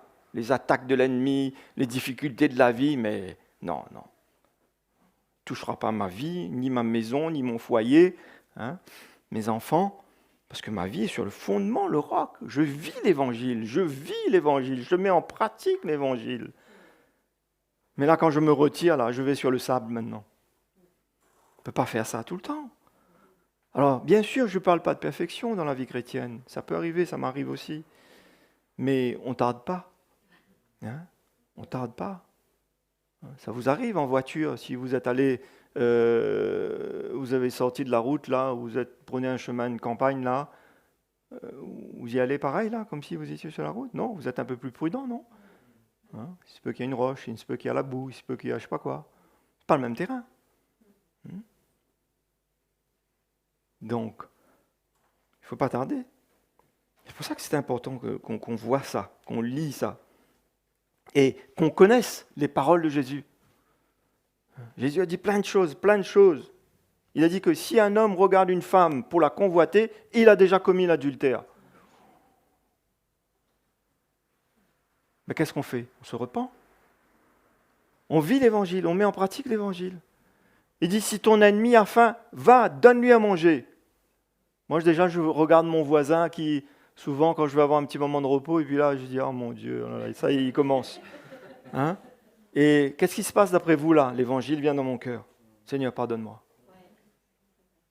Que je sois un bon témoignage pour cette personne. Non? On vit l'évangile ou on ne vit pas l'évangile? Sinon, on vit quoi? On vit dans notre propre force? On vit l'humanisme, la pensée de l'homme? Non. On vit l'évangile, on vit les enseignements de Jésus. On vit la parole de Dieu. On veut vivre. On veut appliquer notre cœur. On veut s'y attacher parce que pourquoi? Parce que ensuite, notre vie sera solide, elle est solidement fondée. Quand la tempête vient, la pluie vient, parce que ça va venir. Hein? Ça vient souvent d'ailleurs même. Hein? Les épreuves, les tests de la vie et tout, pour éprouver cette construction que Dieu veut construire, là, notre vie. Mais quand ça vient, ça tient. Hein? Et c'est pas... on dit à ma femme, on divorce, si c'est comme ça, ou les enfants, mais on ne peut pas faire ça. On ne peut pas faire ça, mes frères et sœurs. Il faut qu'on rentre en soi-même, il faut qu'on voit le danger du diable, ses pièges, et il faut qu'on voit qu'on a besoin de venir à la parole de Dieu, s'humilier, de dire Seigneur, aide-moi, pardonne-moi, j'ai besoin que je vive l'évangile. Donne-moi. Et le Seigneur ne tarde pas à nous donner. Tarde pas à intervenir, à nous purifier, à nous sanctifier, à nous retirer de là où on est là. Il ne tarde pas. Et la parole de Dieu même nous dit d'où viennent les luttes, d'où viennent les problèmes. Mais c'est en nous-mêmes. C'est pas le diable. On n'a pas peur du diable, on n'a pas à craindre le diable. Le diable ne peut pas nous toucher. Il ne peut pas nous toucher, lui. On appartient à Jésus maintenant. Il ne peut pas nous toucher. Il ne peut rien faire. Il ne peut rien faire si ce n'est que nous, on ouvre notre cœur à ses pensées, à ses projets. C'est lui qui nous dit souvent, non, continue là, ferme ton cœur avec elle. Non, tu es l'homme, toi, tu n'as pas besoin de t'humilier, toi. L'orgueil de l'homme. C'est lui qui nous met la colère, alors qu'on aime nos enfants et on leur transmet des mauvaises choses. Et surtout, mes frères et sœurs, que nous puissions réaliser. On le sait ça, vous savez ces choses. Un enfant, il observe beaucoup, il ressent beaucoup. Des fois, il n'a pas besoin d'entendre tout, lui, il sait très bien. Je me souviens quand les enfants étaient petits, un jour, il y avait une petite friction entre nous, et les filles nous ont dit, mais papa, ça va? Et elle ne savait pas, hein, mais vous voyez ça? Donc ça nous montre que toutes ces choses-là sont importantes pour le Seigneur. Oui. C'est important pour le Seigneur. C'est important pour nous aussi, non? Non?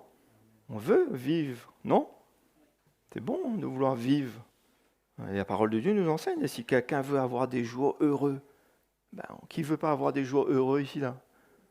Il y a quelqu'un qui ne veut pas avoir des jours heureux ici, là? Mais tout le monde veut avoir des jours heureux. Mais c'est normal, Dieu nous a mis sur cette terre pour ça, pour avoir des jours heureux, mais on peut avoir ces jours heureux qu'avec Jésus seulement. Le vrai bonheur se trouve dans le Seigneur. Ce n'est pas l'argent.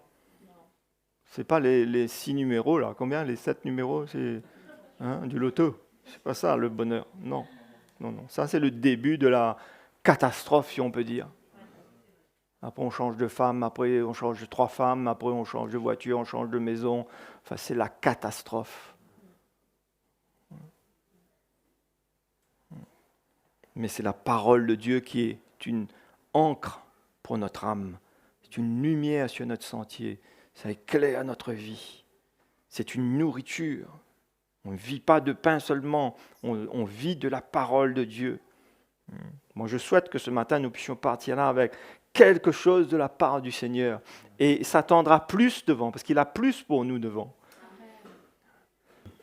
Et lisons ce dernier verset dans Jacques, Jacques chapitre 1er, et le verset 22. Lui aussi, pareil, l'apôtre Jacques, qu'est-ce qu'il dit? Verset 22, il dit « Mettez en pratique la parole ». Voilà la différence entre la religion et la vraie chrétienté. La religion, c'est une apparence. Paul dit qu'ils ont l'apparence de la piété, mais ils renient ce qui en fait la force, c'est-à-dire la croix. La vraie religion, c'est celle-là. C'est les paroles de Jésus. Jésus a dit, si quelqu'un veut venir après moi, premièrement, qu'il renonce à lui-même. Deuxièmement, qu'il se charge de sa croix. Et c'est comme ça qu'il pourra me suivre. Renoncer à ses désirs charnels, renoncer au péché, renoncer à écouter la voix de ma chair qui me dit convoite, pêche. On veut renoncer. On n'y arrive peut-être pas tout le temps, mais on désire renoncer. On veut rester là. On veut garder ce numéro 1 là à la bonne place. Et c'est comme ça qu'on pourra prendre le numéro 2, prendre notre croix. Et Jésus va venir, il ne nous laisse pas seuls.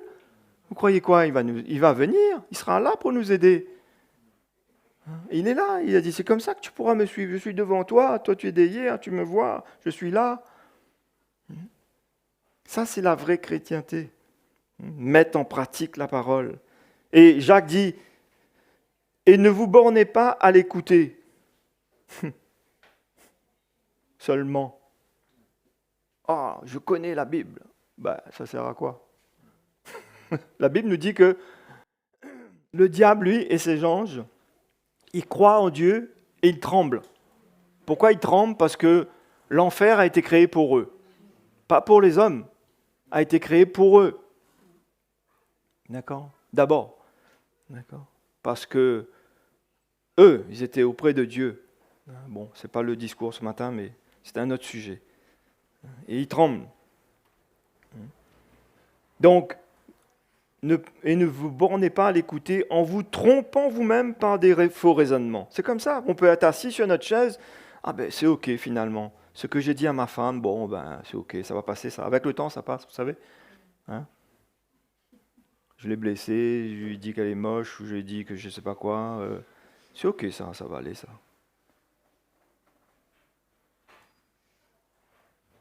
On se trompe par des faux raisonnements.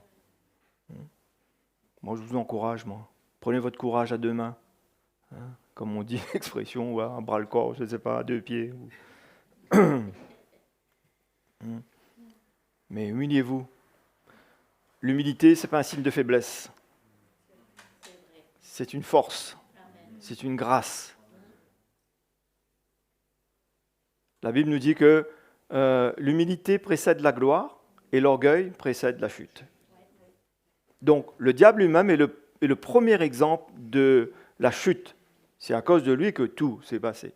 Il était auprès de Dieu, conduisait la louange, et l'orgueil, il a voulu prendre la place de Dieu. La Bible nous dit que Dieu l'a précipité, l'a rejeté. À cause de l'orgueil, ce premier péché. Et c'est lui qui veut inciter ou inspirer l'orgueil dans le cœur des hommes et des femmes pour lui dire « Non, ne te repens pas. Non, ne t'humilie pas. Non, ne reconnais pas. » Alors que là, dans le Seigneur, la repentance, c'est le moyen de Dieu, c'est la reconnexion, c'est vraiment tout ce qui est plus basique, de plus simple. Ça paraît que ça coûte beaucoup, mais ce n'est pas grand-chose. Mais le diable veut nous faire croire. Et ce n'est pas un signe de faiblesse, au contraire.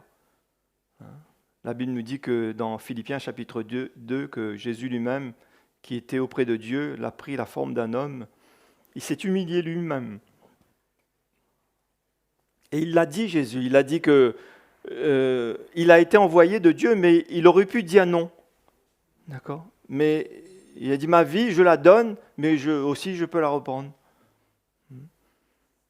Et c'est lui aussi, dans le jardin de Gethsémane, qui a dit, Père, éloigne de moi, ou je ne sais plus quel endroit. Et Père, éloigne de moi cette coupe, mais toutefois. Et nous, on peut parler comme ça, ce matin. Ah, c'est dur. Moi, j'ai vu que c'était dur. J'ai vu que c'était dur d'aller m'humilier devant mes enfants. Mais j'ai vu que quand j'ai crié au Seigneur, j'ai dit, Seigneur, aide-moi, et que je l'ai fait, c'était salutaire. C'est pour ça que notre relation est comme ça. Et elle peut ressentir le cœur d'un papa, l'amour, l'humilité. Non. Le respect. Et on est prêt à mourir. Quand on meurt devant quelqu'un, quand on perd devant quelqu'un, on ne perd pas, on gagne. Oui. C'est ça qui est extraordinaire. C'est Jésus, il a fait cela. Il est mort sur la croix et tout le monde croyait que c'était la honte, la défaite. Le diable croyait que c'est voilà. Mais il est ressuscité. Il est ressuscité. Ça, il ne savait pas, ce bout-là. Et Jésus, Dieu va emmener cette vie de résurrection de notre vie. Un nouveau. Dites votre prénom. Vous appelez comment ? Dites votre prénom ce matin. Quand vous êtes prêt à mourir vous-même, à faire mourir ça, il y a le nouveau. Il y a le vieil homme qui meurt, mais le nouveau. Parce que la nouvelle naissance, c'est aussi un processus. On rentre dans le royaume de Dieu, oui, c'est bien, il faut rentrer. D'accord ? Mais Jésus veut nous transformer, veut nous changer, et un jour nous serons parfaits, nous serons comme lui. Donc, on ne veut pas se laisser tromper, on ne veut pas se tromper soi-même ce matin. Si vous voyez ces raisonnements venir ce matin, si vous voyez que ça veut vous attraper là, non, rejetez ces choses-là. Soyez désireux là, d'aller faire ce qu'il faut faire. Je ne sais pas c'est quoi moi, mais vous savez. Si il faut aller voir quelqu'un, si c'est votre enfant, si c'est votre femme, si c'est votre mari, si c'est votre frère, je ne sais pas. Alors s'il y a des choses qui sont réglées, bien sûr c'est réglé. Mais c'est quelque chose qui est là ce matin-là. Et que la parole de Dieu vient, et elle va venir encore. Mais il faut obéir. Il faut que la parole de Dieu serve à quelque chose dans notre vie ce matin. Verset 23, il dit « Car si quelqu'un écoute la parole et ne la met pas en pratique, il est semblable à un homme qui regarde dans un miroir son visage naturel et qui, après s'être regardé, s'en va et oublie aussitôt comment il était. » On a parlé d'insensés tout à l'heure. D'accord ? Je ne pense pas qu'il y a des insensés ici, là. Non ? Allez, dites-moi. gens intelligents, sages, sensés. On connaît ces choses, non? Même le monde connaît ces choses-là. Ce qu'on dit là, ici, ça ne demande pas des grandes connaissances bibliques, études bibliques ou quoi que ce soit. Non, on comprend, on parle de la vie là, non? On parle des choses de la vie là. Oui. Et c'est ça la vie chrétienne. C'est ça dont on parle. On ne parle pas de devenir grand, petit, instruit, connaître la Bible. On n'est pas appelé à devenir une bibliothèque. Hein? Non, non, non. Connaître la Bible par cœur, oui, c'est bien, mais pourquoi après? Si tu ne mets pas en pratique. Si tu ne vis pas. Hein? Ça sert à quoi? On veut vivre.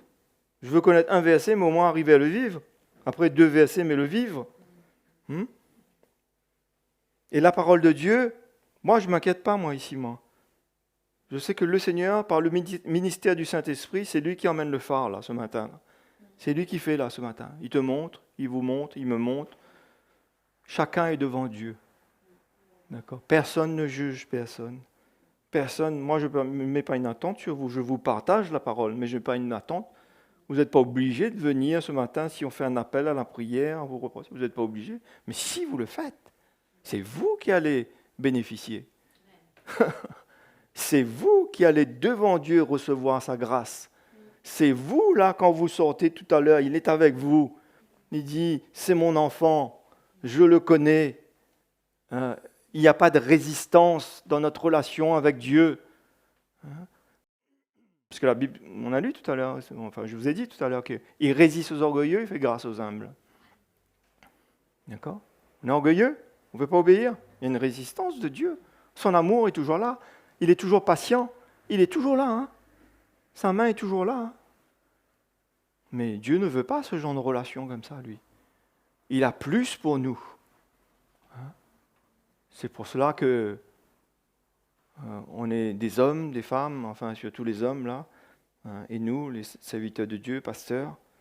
Ah, moi je bénis le Seigneur pour l'évangile au milieu de nous. Hein. Que le Seigneur a vraiment brisé cet aspect d'homme, de serviteur de Dieu. Non, non. Jésus, quand il venait au milieu des gens, il pouvait s'asseoir avec les enfants. Il pouvait s'asseoir avec les gens de mauvaise vie. Bien sûr, on le reconnaissait comme le Fils de Dieu, comme le Messie, mais il était accessible. Il était aimé, il était apprécié. Et c'est ce cœur-là que le Seigneur veut nous donner. Moi que je veux avoir. Vous aussi, je suis sûr.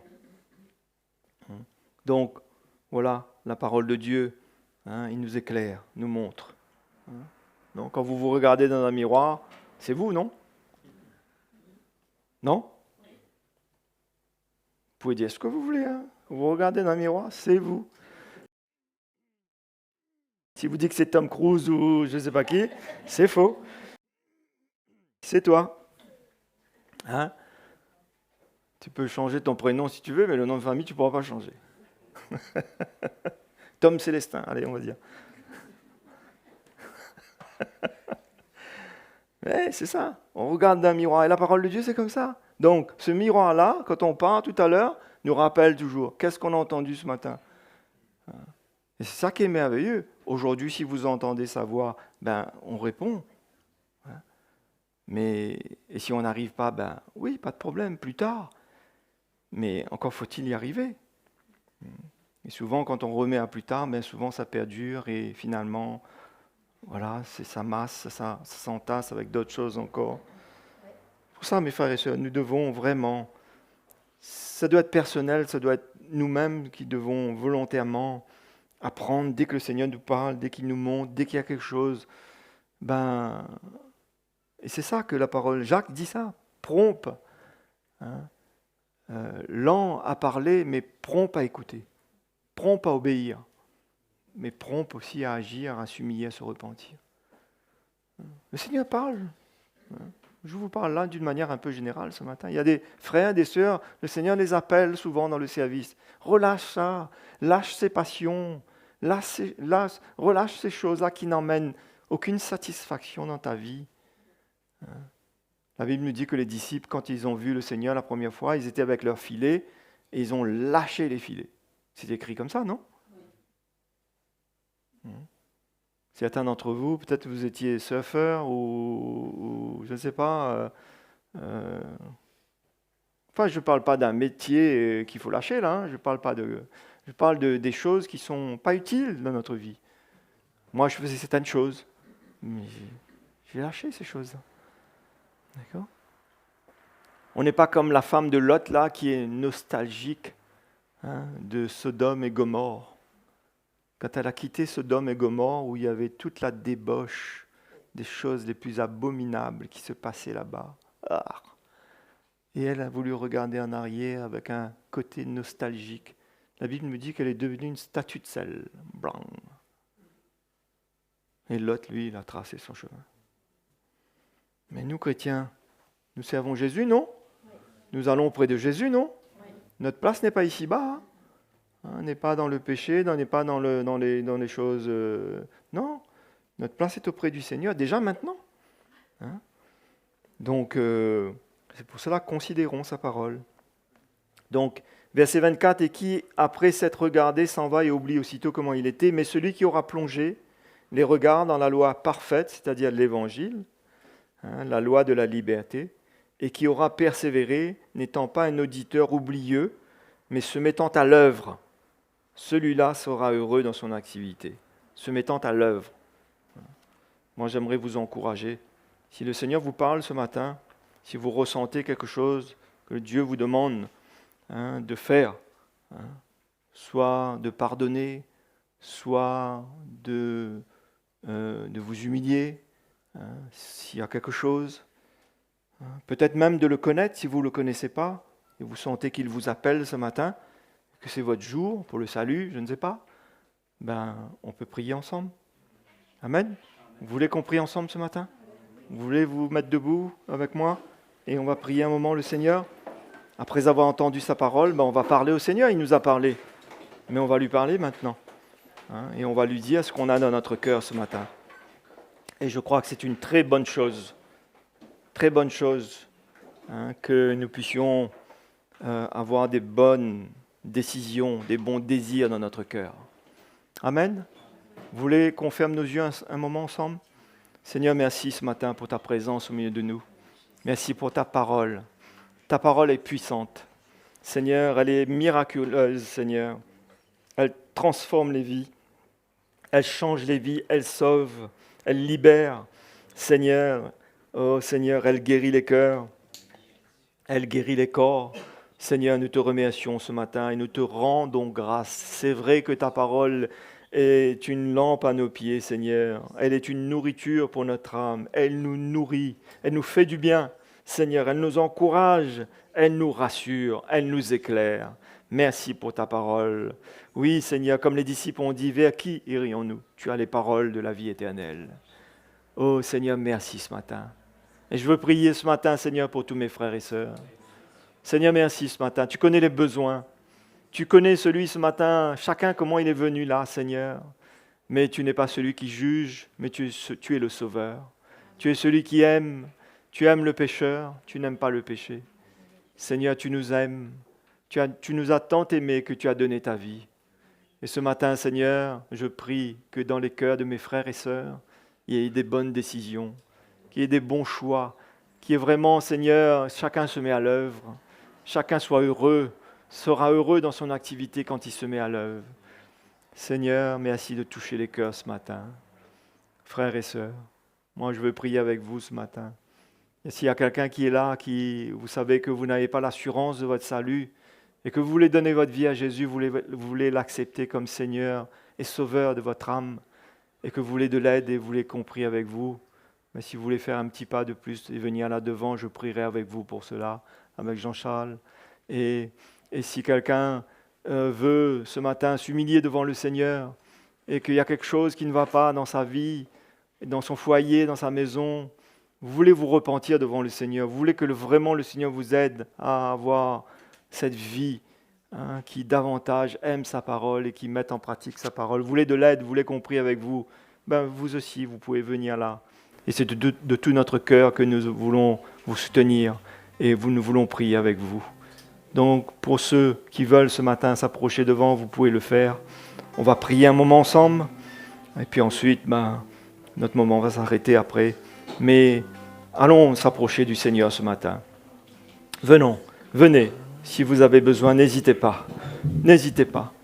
C'est le jour du Seigneur, c'est le jour du salut, c'est aujourd'hui, comme sa parole nous dit, si on entend sa voix. On veut. Alléluia. Merci Jésus. Merci Seigneur. Tu es grand, tu es glorieux. Tu es puissant. Oh Seigneur. Te donnons gloire ce matin, Seigneur. Te donnons gloire, Jésus. Merci Seigneur. Alléluia. Merci Jésus. Merci Bruno. Le Seigneur est merveilleux. Il revient bientôt. Il est en train de rassembler tous ceux qui l'aiment pour être avec lui pour toujours. Alors, on ne va pas prendre la Sainte Seine, mais on va faire encore mieux. On va partager le repas pour ceux qui veulent, dehors. Le Seigneur nous a fait la grâce d'avoir ce parc qui est merveilleux, avec des arbres, de l'herbe. Et on va passer un bon moment de communion fraternelle dehors, tous ensemble, si vous le désirez. Voilà, le Seigneur nous a parlé. Il vous a fait du bien, il vous a parlé. Nous servons un Dieu merveilleux. Jésus est merveilleux. Ne passons pas à côté de la main tendue, de la grâce qui est là, parce qu'aujourd'hui c'est aujourd'hui, mais demain on ne sait pas. Voilà, et on se retrouve mardi pour la prière.